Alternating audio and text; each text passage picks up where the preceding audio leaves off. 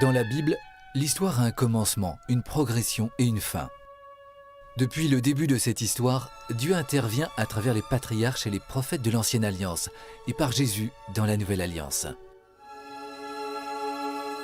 La résurrection du Christ à Pâques et le don de l'Esprit à la Pentecôte inaugurent une nouvelle et dernière période, celle de l'Église. L'Apocalypse parle du Christ comme étant l'alpha et l'oméga, celui qui est, qui était et qui vient, le maître de tout.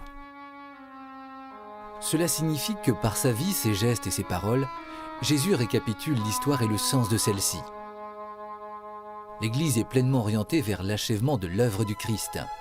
L'histoire et le temps de l'Église prendront fin ensemble. Le chrétien croit qu'à la fin des temps, le Christ reviendra dans la gloire pour accomplir l'histoire en renouvelant toutes choses pour l'éternité.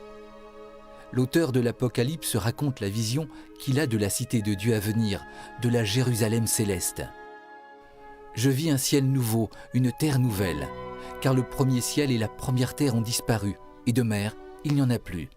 Et je vis la cité sainte, Jérusalem nouvelle, qui descendait du ciel, de chez Dieu. Elle s'est faite belle comme une jeune mariée, parée pour son époux. J'entendis alors une voix clamer du trône, « Voici la demeure de Dieu avec les hommes. Il aura sa demeure avec eux. Ils seront son peuple, et lui sera leur Dieu. Il essuiera toute larme de leurs yeux. De mort, il n'en aura plus. De pleurs, de cris et de peine, il n'y en aura plus, car l'ancien monde s'en est allé. » Dans l'Évangile, Jésus dit « Le ciel et la terre passeront, mais mes paroles ne passeront point. Quant à la date de ce jour ou à l'heure, personne ne les connaît, ni les anges dans le ciel, ni le Fils, personne que le Père. » La prédication de Jésus se réfère fréquemment au jugement dernier. « Soyez sur vos gardes, dit-il. Veillez, car vous ne savez pas quand le maître de la maison va venir, de peur que, venant à l'improviste, il ne vous trouve endormi. » Par ces paroles, Jésus veut souligner le poids de l'instant présent qui doit être occupé à faire fructifier les talents et à pratiquer le bien.